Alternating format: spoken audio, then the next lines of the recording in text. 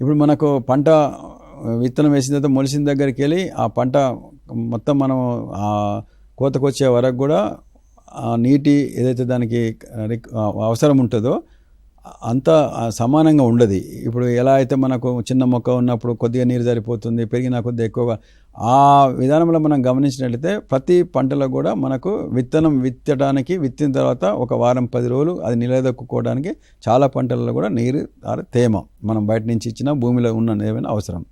అయితే ఆ తర్వాత కొన్ని పంటలకేంది వాటికి ఉన్న ఆ యొక్క లోతుకు వెళ్ళే వేరు గుణం కానీ లేకపోతే వాటికి స్వతహాగా వచ్చే ఆ జన్యుపరమైన క్యారెక్టర్తోని కొంచెం ఒక రకమైన ఒక కొద్దిపాటి బెట్ట వచ్చినా కూడా కొన్ని రోజులు పంట నిలబడుతుంది.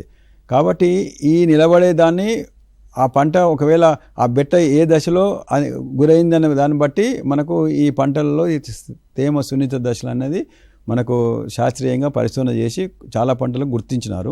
ఇప్పుడు మనకు ఉదాహరణకు మొక్కజొన్న తీసుకుందాం. మొక్కజొన్న మనం వేసిన తర్వాత ఒక్కసారి విత్తనం మొలిచడానికి తేమ లేదా మీరు నీరు ఇచ్చినాక మొలిసిన తర్వాత ఒక 15-20 రోజుల వరకు కూడా దానికి ఏం అవసరం లేదు, వస్తుంది. మళ్ళీ ఎప్పుడు వస్తుంది మీకు, మనకు మొక్క మన మోకాల హైట్కి పెరిగిన తర్వాత అప్పటికి కూడా ఏం భూమిలో తేమ లేదు, వర్షం పడట్లేదు అనుకుంటే నీరు అవసరం పడుతుంది. వీటి తర్వాత ఎప్పుడు పడుతుంది మనకు సిల్క్ ఏదైతే మనకు కంకి బయటకు వస్తుందో లేదా పూత పైన వస్తుందో, ఈ 2 దశలు చాలా కీలకం. ఈ దశలో అప్పటిదాకా బాగా పెరిగింది పంట, బట్ అప్పటికే మనకు వర్షాలు ముఖం చాటేసినాయి, భూమిలో తేమ లేదు, పక్కన నీళ్ళు ఏం లేదు. మనం ఆ దశలో కాక ఎక్కడైనా ఒక తడి కాక ఇచ్చినట్టయితే ఆ పంట బయటపడుతుంది, దిగుబడి వస్తుంది.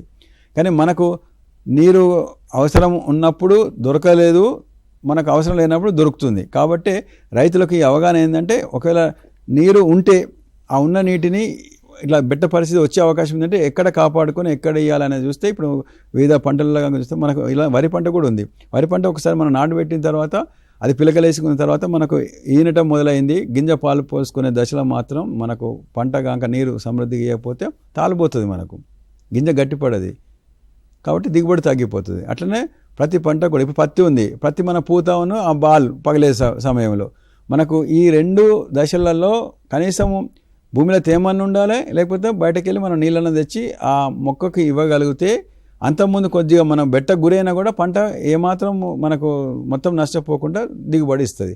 కాబట్టి ఇట్లా ఆ సున్నిత దశలను గమనించుకొని మనకు ఎక్కడైతే దరిదాపులో ఉన్న నీటి వలన ఉపయోగించుకొని ఈ దశలోనే మనం కనుక నీటిని అందించినట్టయితే రైతు సోదరులు ఆ బెట్ట నుంచి తమ పంటను కాపాడుకునే అవకాశం ఉంటుంది, మంచి దిగుబడి పొందే అవకాశం కూడా ఉంటుంది.